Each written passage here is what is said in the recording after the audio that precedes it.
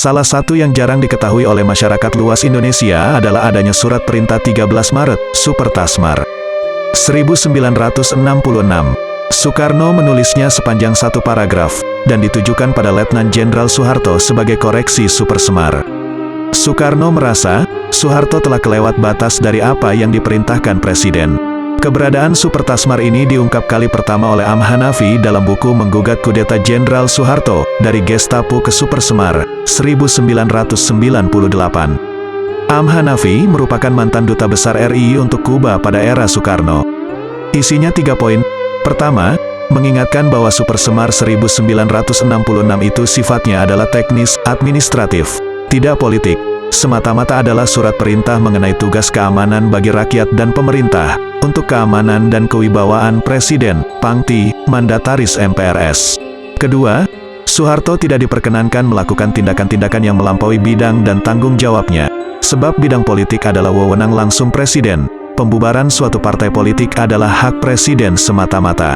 Ketiga, Soeharto diminta datang menghadap Presiden di istana untuk memberikan laporannya.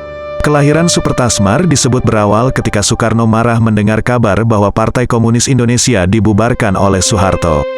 Soekarno menganggap Soeharto melampaui wewenangnya sebagai pengemban Supersemar. Sejarawan Lembaga Ilmu Pengetahuan Indonesia, Asfi Warman Adam, mengatakan, Soekarno berusaha menyebarkan isi Supertasmar ke publik. Bahkan dikabarkan surat itu sudah diperbanyak sampai 5.000 lembar. Namun, upaya itu gagal. Hanafi disuruh untuk menghubungi beberapa orang dan menyebarkan surat untuk membantah Supersemar. Namun, dia tidak punya jalur lagi, tutur Asfi. Hanafi sempat menghubungi mantan Panglima Angkatan Udara, Surya Dharma. Namun, Surya Dharma mengaku tidak lagi punya saluran untuk menyebarkan surat perintah baru dari Presiden Soekarno itu. Pers pun tidak mau memberitakan, tutur Asfi Warman. Mengenai hal ini, Apam Budi dalam bukunya, Supersemar Palsu menulis, Subagio Anam, yang waktu itu menjabat sebagai Kepala Biro Penerangan Departemen Transmigrasi dan Koperasi, menyebut dirinya sempat membaca surat pelurusan itu pada tanggal 14 Maret tahun 1966 siang. Surat yang ia baca itu titipan Leimena kepada Sucipto Judodiharjo, Menteri Panglima Angkatan Kepolisian, untuk disampaikan kepada Menpen Ahmadi. Saya membacanya waktu itu, lalu mengetik ulang untuk disebarkan.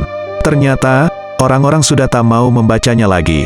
Dan, media massa pun tak ada yang mau memuatnya, kenang Subagio Anam. Leimena pun kembali melapor kepada Soekarno bahwa ia telah melakukan apa yang diamanatkan Soekarno padanya. Menurut Leimena, Soeharto membaca surat perintah 13 tersebut. Kemudian Soeharto mengatakan bahwa semua tindakan yang dilakukan adalah tanggung jawabnya sendiri. Mendengar laporan Leimena, Soekarno terdiam. Semua terdiam termasuk Hanafi yang juga hadir.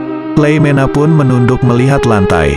Hanafi memberi komentar dalam bukunya, menurut Kamus Politik, jawaban Soeharto itu artinya coup d'etat alias kudeta.